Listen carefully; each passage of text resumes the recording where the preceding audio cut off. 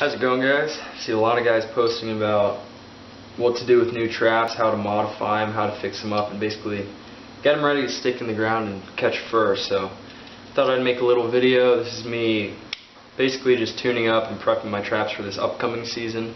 I'm also going to talk about some of the things that you can do to brand new traps to get them even better than these are. I'm by no means an expert, but thought I'd give my 2 cents on the subject at least. Another thing I wanted to say before we start, guys, is that with a lot of this stuff I'm going to be showing you, there's not necessarily a right or a wrong way to do it. It's personal preference. So take what you want from it. I hope you can learn something. I hope maybe some of you new beginners can get some insight on how to fix up your traps, and we'll go from there. Alright, guys, so the traps I'm going to be working with today are some old 1.5s. They're my raccoon traps, muskrat traps, foxes if I know there aren't coyotes in the area.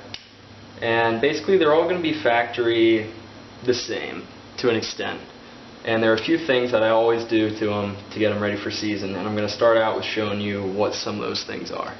The main things I try to touch upon are the pan sitting level to the jaws, a finely tuned pan where the dog sits in it, possibly night latched. I'll go over that sooner. I always want to make sure the springs are tight. They're good on new traps, but every once in a while when you pick up some old traps at an auction or something, you want to make sure those springs are tight. If not, I just bought some new springs for my number 2s. Just buy music wire springs, or you can go with the manufacturer specific springs. That'll put them good as new again. Along with that, I want to make sure that where the jaws meet the base plate, that they're curved up. I'll get a closer look on that later. Make sure they can't pop the jaws out. And also pan tension. For these 1.5s, I'm not too worried about it. Muskrat trap, raccoon trap, I'm not really concerned with it. My number 2s, I run about 3-pound pan tension for foxes and coyotes in the area. So we'll zoom in and get a closer look at what I'm talking about. Alright, guys, so the first thing I said I'd touch upon is the pan sitting level to the jaws. Well, you can see that how this trap sits, it must have got bent up at some point last year. But if you eye down the jaws here, hope I can get this shot here, you can see that the pan is clearly sitting up higher than the plane of the jaws. We don't want that. We want the pan down level with the jaws. You can see if I try to do that, the trap will fire. So what we have to do is level this out so that fully set, that pan will set level with the jaws. To do this, I'm going to do some work on this notch here, where the dog connects to the pan here. We'll talk about night latching and how to file the different options. Alright, there are a few different options we have when it comes to filing down our notches. One is a night latch. The name originated, correct me if I'm wrong, but I heard it somewhere that they would file the notches in their traps so they could set them with the pan level at night, because as I'll show you, it clicks into place and it sits level. Basically night latching. How this works, try to get the shot in here. So where the dog sits into the pan, normally you just have one little notch. Night latching, you kind of have 2 steps here. You'll have a deep step, so when you initially set it, you can place the dog the whole way down in there and your pan will be up high like so. Then once the trap is set, you can slowly push down on the pan and it'll click into that second position. What I'm going to show you now is how that's actually done once the trap is set.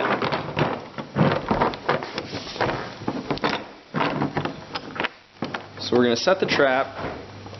When we do this, we're going to put the pan the whole way up and it'll sit in that higher position.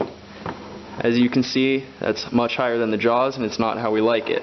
But because it's night latched, I'll simply slowly pull down on the pan. You hear it click, and now when we look at it, it's right level with our jaws, and that's how we want it. So that's a traditional night latch. I use that on some of my traps, but not all of them. I'll go over the next option now. Alright, so what I do rather than night latching is I just simply file a notch into the pan where I can set the dog in there. I'm not too worried about it being able to click into place in the dark. Most of the time when I set, I'm in the light and I'll manually be able to put the dog in the notch where I want it. To do that, I'm going to take a file. I recommend everybody has a set of files. You can pick up a 6-pack at Lowe's for I think $4. It has a variety in here. Very handy when it comes to trapping. What I'm going to do though is go about halfway up on this pan notch. I don't want to go too high because I don't want to take material out that could possibly rust away one day. I'm going to file. I have a triangle file here, and I'm going to file straight in line with the pan. I'll get back to you and show the finished product. Alright guys, I filed this pan back a little bit, and I hope you can see that there's the notch right there, and that's where the dog will be manually placed when I set it. What this does is allow me to have less pan creep before the trap fires, which is what you want. This notch in the pan is really no good unless you have a crisp, clean, filed off dog. So what I'm going to do next is file off this dog. I'm going to angle it back. So this is the top of the dog. I'm going to angle it from the bottom to the top, which will create a clean, crisp edge on the top here. I'll file that and then show you. Alright guys, as you should now be able to see, the dog is filed off to a clean, crisp edge on the top, which will sit perfectly into our notched trap. Alright guys, the next step is to set your trap with the dog in the notch you just previously filed off. And after we're set it, we're going to see how the pan sits in relation to the jaws here.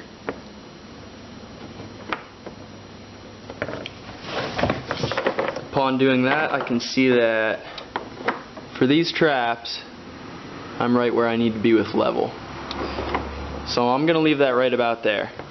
If it were not level, if the pan were either sticking up or too low, what you can do is hit right where the dog connects to the base here. You can either hit that in closer or bend it back out, and that'll change how far your dog comes in, and it'll change how your pan sits up and down. That's one way to adjust that. While we're near this part of the trap, I thought I'd go over pan tension a little bit. I know a lot of guys swear by replacing the brass screws and getting new ones, drilling them out possibly, putting washers in there, cleaning off the burrs from the posts. Those are all great things. I personally have not tried it, so I can't tell you how it's worked for me, but I know there are a lot of guys that love it, and I would say if you want to go for that, then by all means do it, because I found that these factory brass screws do strip out easy, and they don't always give you the pan tension that you 100% want. So if you want to replace those out, I don't think it's going to hurt you. Alright guys, moving on to the next part of the trap, I'm looking where the jaws connect to the frame here. You can see these are very slightly bent up. I'm talking about right here, bent up towards the ear. Ideally I'd have a little bit more than that. Considering these are my 1.5s, I'm not too worried about it because I haven't really had any muskrats pop jaws out on me. You may call me lucky. But if a coyote were to get into here, there's a real possibility that they can pop these jaws out, and real simply this will come out from the base here. So what you can do there is take dikes or something. If you can get a hold of them, bend them up. That's one way to do it. You can see it got a little bit of bend there. I would recommend though taking the jaws off and bending them up first and then putting them back on. It puts a lot less stress on the jaws there. Alright guys, once you make sure those jaws are where they need to be, bent upwise, I'm going to move back a little bit and move over to the dog. So these dogs normally come where the loop attached around the main frame is kind of wobbly. It has a lot of play in it, both left and right, and what I'm concerned about is forward to back, this way. Whenever there's play there, I don't like that because that varies where the dog latches into the pan and ultimately how your trap fires. So to change this, I flip the dog the whole way to the back position here. And while it's back there, I take a pair of dikes, clamp on here, and work it down so that it's a little bit tighter feel. And when you do that, you may have a little bit trouble getting over the top here, but as long as the dog can go from the set position to at least there where the jaw release is, you're 100% good. And you can see after we do that, there's no back and forth play there. That's going to mess with where my dog catches into my pan. Alright guys, now we're going to move on to a very crucial part of every trap that is often overlooked by some people, and it was overlooked by me at first, and I had a few bad experiences because of it. And that is swiveling. Almost all traps I know will come with a factory swivel. Most of them come corner swiveled. I know some these days are starting to go center swiveled. That's a pro. But how this works is it's basically just a J-hook into the frame of the trap, and that can spin around. Swivels are a huge benefit when an animal's in the trap for several reasons. One, it'll cause less harm to the animal. They won't be twisting about, breaking fur, even possibly breaking bones in the trap as they're twisting around. Also, it'll keep debris out of your trap. I know oftentimes just with this one factory swivel, if you catch a coyote in grass or something, they spin that up, that gets jammed in a matter of minutes. It's honestly no good. So to fix that, I would recommend inline swivels, and honestly, if you want to go far for bobcats or coyotes, you could throw some shock springs in there. But what an inline swivel is, basically just a break in the chain where you have two J-hooks connecting to the swivel, and that can turn freely. Another thing you can do, and I know a lot of guys have started doing this these days, I have not made the switch yet, I do plan on doing it soon, is base plating your traps and center swiveling them.